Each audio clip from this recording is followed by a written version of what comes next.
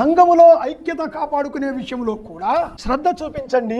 ఎప్పుడో శ్రద్ధ వస్తుందో తెలుసండి, నీవు క్రీస్తు శరీరములో నేను నిజముగా ఒక అవయవాన్ని అని నువ్వు గ్రహిస్తే తప్ప ఆ శరీరములోని ఐక్యతను కాపాడడానికి నీవు పూనుకోవు, శ్రద్ధ చూపించవు. ఈ చెయ్యికి నొప్పి అయింది అనుకోండి, సడన్ గా ఇమీడియట్ ఈ చెయ్యి వచ్చి దీన్ని పట్టుకుంటుందా పట్టుకోదంటారా? మోకాలు నొప్పి వచ్చింది అడిచేటప్పుడు బెడికి, నువ్వు బెడితే నాకేం లే అని ఎప్పుడు అనిందండి. మిగిలిన శరీరం ఏదైనా ఆగిపోయింది, శరీరం అంతా ఆగిపోయింది, నడుము వంగింది, ఆ చేతులు ఆ కాళ్ళు పట్టుకున్నాయి, చెప్పింది బ్రెయిన్ మోకాలు బెనికింది. ఇప్పుడు నెంబర్ 1 శరీరమా ఆగిపో, నెంబర్ 2 నడుమా వంగు, నెంబర్ 3 కుడి చెయ్యి బయటికి రా, కుడి కాలు పట్టుకో అని చెప్పిందండి బ్రెయిన్. అట్లా క్షణంలో జరిగిపోయింది. Is the unity. ఇవి పని చేయలేదు అంటే అర్థం ఏంటి? పక్షపాతం వచ్చిందని అర్థం. సంఘములో కోసల మధ్య ఐక్యతను కాపాడుకోవడంలో శ్రద్ధ కనపడకపోతే అర్థం ఏంటో తెలుసండి, కొన్ని అవయవాలకు పక్షపాతం వచ్చిందని అర్థం. సంఘములోని ఐక్యత ఎప్పుడు కాపాడబడుతుందంటే, నేను వచ్చాను పోయాను, జోషన్న వాక్యం బాగా చెప్తున్నాడో వినేసి వెళ్ళిపోదాం. దేవుడు జోషన్న వాక్యం వినడానికి మిమ్మల్ని రక్షించలేదండి. సంఘములో క్రీస్తు శరీరములో ఒక అవయవముగా ఉండడానికి, ఒక స్థానిక సంఘములో మీరు నిలబడి క్రీస్తును మహిమపరచడానికి అందుకు రక్షించాడు దేవుడు మిమ్మల్ని.